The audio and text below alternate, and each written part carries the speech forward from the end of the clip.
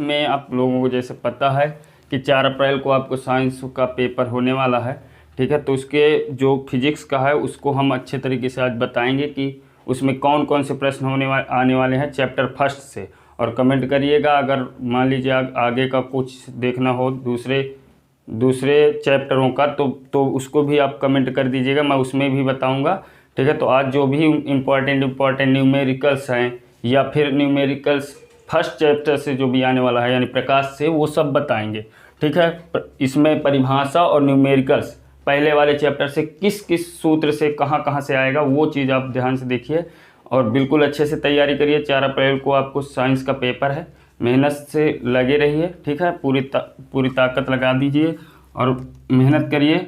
जो कि आपका हिंदी का जैसे पेपर हुआ हो, ठीक है, उसको अगर उसमें कुछ गलतियां हुई हों तो इस साइंस पे आप ध्यान दीजिए, ठीक है। उसको अच्छे से अच्छा बेहतर बनाने की कोशिश कीजिए। तो डिफिनेशन में अगर हम बात करें परिभाषा, तो सबसे पहली चीज़ है कि परिभाषा हमें फर्स्ट चैप्टर की कौन कौन सी याद करना है। वो पहला है कि प्रकाश का परावर्तन, आप लोग सब लोग जानते हैं, ये एकदम मोस्ट इम्पॉर्टेंट है फर्स्ट वाले से। और समझ लीजिए कि बहुत ज़्यादा इम्पॉर्टेंट है, आप समझिए इसको, आपको बिल्कुल रट के ही जाना है, याद करके। इसका जो भी फिगर होता है आप लोगों को सबको पता होगा, ऐसे होता है, ठीक है। प्रकाश का परावर्तन ऐसे, ठीक है, ये होती है आपतित किरण और ये अभिलंब होता है, ठीक है, इसको ये, और ये होती है परावर्तित किरण, ठीक है, ये आई और ये आर। तो इसको बहुत ज़्यादा ध्यान से देख के और अच्छे से याद करके पूरा करके जाइए। पहली डिफिनेशन यही है कि हमें प्रकाश का परावर्तन याद करके जाना है, ठीक है। और वैसे आप ये मत समझिए कि मेरा भाई एक्सपीरियंस है, 2013 में हम फिजिक्स में 25 में 25 समझ लीजिए लाए थे, आज नहीं 2013 में, तब इतना ज़्यादा नॉलेज नहीं था। आज तो हम सब लोग, बहुत लोग हैं आपको बताने वाले, समझाने वाले कि कहाँ से कौन सा क्वेश्चन आ रहा है, ठीक है। तो आप ये मत समझिए कि क्या है, हम जितना कह रहे हैं फर्स्ट चैप्टर में जो जो चीज़ें इंपॉर्टेंट है उसे आज मैं पूरा बताने वाला हूँ। अगर कमेंट करिए, आज मत कमेंट करिए, जिस दिन आपका पेपर हो जाए उस दिन आइए, उस दिन फिर से चैनल को देखिए और फिर कमेंट करिए। और अगर सही लगे तो फिर सब्सक्राइब करिए, अभी कोई ज़रूरी नहीं, ठीक है। तो आप देखिए प्रकाश का परावर्तन बिल्कुल इम्पॉर्टेंट हेडिंग है, ये बहुत ज़्यादा इम्पॉर्टेंट हेडिंग है। दूसरा है इसी में प्रकाश का परावर्तन हो गया, फिर उसके बाद सब थोड़ा सा दर्पण की परिभाषाओं में अगर हम चलें, दर्पण से संबंधित, तो पहली सबसे इम्पॉर्टेंट है मुख्य फोकस। मुख्य फोकस एकदम इम्पॉर्टेंट है, ठीक है।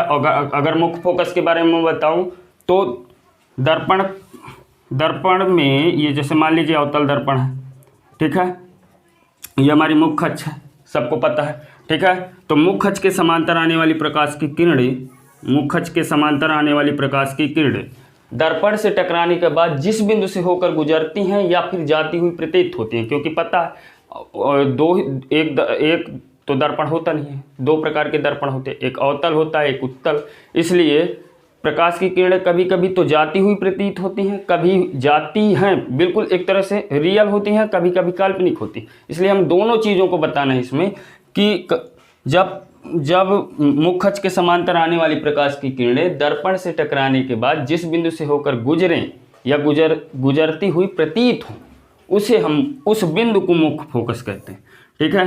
जैसे मान लीजिए ऐसे हमेशा एक ही बिंदु से गुजरेंगी ऐसे, ठीक है, तो ये हुआ मुख्य फोकस। ये बहुत इंपॉर्टेंट परिभाषा है, आप लोग इसे बिल्कुल अच्छे तरीके से ध्यान दे के जाइएगा, ठीक है। फिर उसके बाद तीसरे नंबर पे अगर हम परिभाषा की बात करें तो आवर्धन क्षमता आपको बिल्कुल याद करके जाना है, आवर्धन क्षमता की परिभाषा, ठीक है। यानी आवर्धन क्षमता I इजकल टू V/U या V/U बराबर नहीं यम इजकल टू, यह आवर्धन क्षमता यम होता है, यम बराबर I/O या V/U।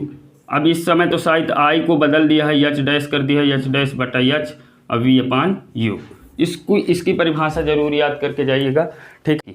सबसे पहले हमने डिफिनेशन के लिए बताया है, डिफिनेशन में आपको 3 डिफिनेशन फर्स्ट वाले चैप्टर से बहुत ही इम्पॉर्टेंट है, ठीक है। पहले हमने बताया प्रकाश का परावर्तन, दूसरा मुख्य फोकस और तीसरा आवर्धन क्षमता।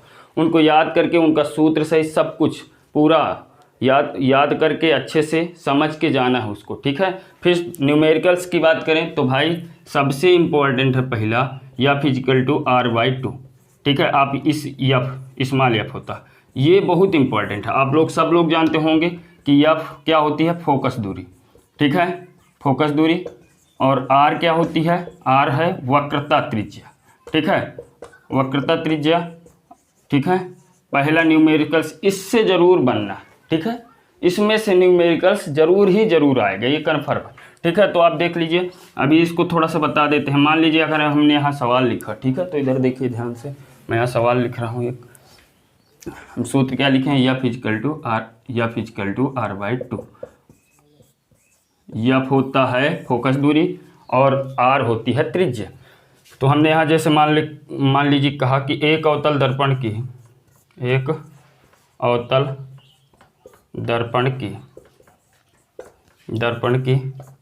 वक्रता त्रिज्या, आपको समझा रहे हैं, एक त्रिज्या 30 सेंटीमीटर है। तो फोकस दूरी,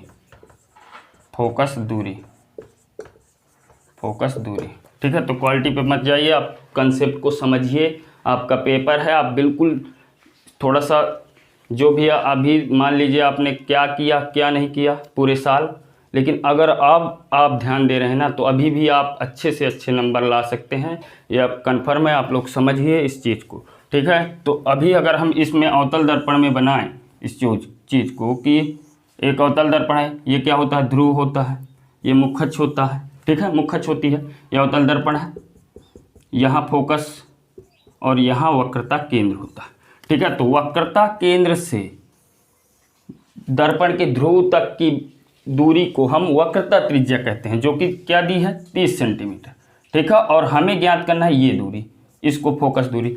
तब इसके लिए ये सूत्र होता है F equal to R by two. तो हम यहाँ सीधे से क्या करेंगे, आर की जगह हमें दिया है, यहाँ पर आ जाए तो आर इजिकल टू दिया है 30 सेंटीमीटर, ठीक है। एफ बराबर हमें ज्ञात करना है, सूत्र लिखेंगे F equal to R by two, तब 30/2 यानी काटेंगे 15 सेंटीमीटर। तो हम इस नीचे लिख देंगे कि इस अवतल दर्पण की फोकस दूरी 30 सेंटीमीटर होगी, ठीक है, 30 सेंटीमीटर होगी। तो इस तरह से करना है, एकदम बेहतरीन। ये वाला कन्फर्म आपका 2 नंबर पे जरूर आने वाला है, इस चीज़ को आप मान के चलिए, ठीक है। अब अगला जो चीज़ है उसको हम बताएंगे वाला है। उसके बाद रुक लीजिए, उसके बाद अब समझ लीजिए कि अब फर्स्ट वाले चैप्टर से क्या आने वाला है, इस चीज़ को आप ध्यान से देखिए, ठीक है। उसके बाद ये आने वाला है कि दर्पण में प्रतिबिंब का बनना, ठीक है, दर्पण में प्रतिबिंब का बनना। अब ये मत सोचिए कि पहले ही वाले चैप्टर से सब कुछ आ जाएगा, क्या नहीं भाई, लेकिन पहला और विद्युत यही तो सबसे ज़्यादा इम्पॉर्टेंट है, ठीक है, आपके फिजिक्स में। 25 नंबर में से समझ लीजिए कि लगभग 7 या 8 नंबर का तो फर्स्ट वाले चैप्टर से आना ही है ना। तो इसलिए अब इतना सब कुछ तो कुछ ना कुछ मिला के देगा। तो दर्पण में प्रतिबिंब का बनना ये इम्पॉर्टेंट है।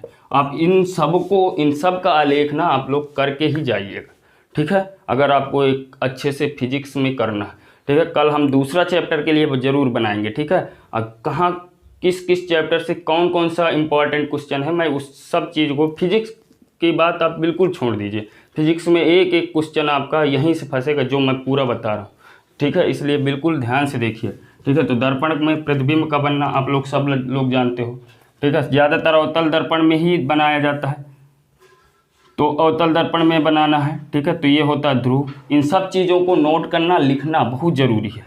फिर ये होती है मुख्यच्छ, पता है, ठीक है, यहाँ होता है फोकस और यहाँ होता है मान लीजिए वक्रता त्रिज्या। तो जब शुरू से मान लीजिए अनंत वाली चीज़ को छोड़ दीजिए कि अनंत पर जब वस्तु रखी हो, वो चीज़ नहीं आती है। जब वस्तु दर्पण के वक्रता केंद्र से थोड़ा सा अधिक दूरी, 5 चीज़ें बनती हैं।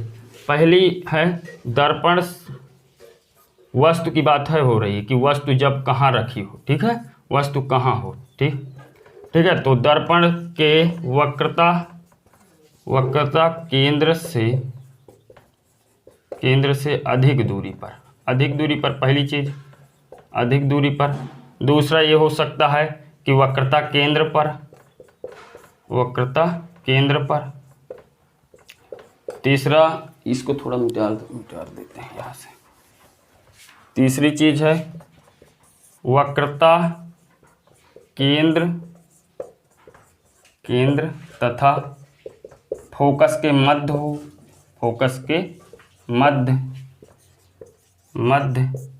चौथा फोकस पर और फिर फोकस और ध्रुव के बीच में। ठीक है, तो अभी यहाँ मैं सब कुछ बता देता हूँ थोड़ा सा जल्दी, और ये भी बहुत इंपॉर्टेंट है, ये ध्यान दे के जाइए, सब लोग करके जाना, आलेख बना के जाना। ठीक है, अच्छे से। ये ध्रुव है, ये फोकस, ये वक्रता केंद्र। मान लीजिए वहाँ जब यहाँ वस्तु रखी जाए तो ऐसे जाएगी, फिर एक किरण यहाँ से फोकस से होकर जाएगी, आपतित किरण, और दूसरी किरण वक्रता केंद्र से होकर जाती है। ठीक है, तो यहाँ बनेगा प्रतिबिंब, वो भी उल्टा।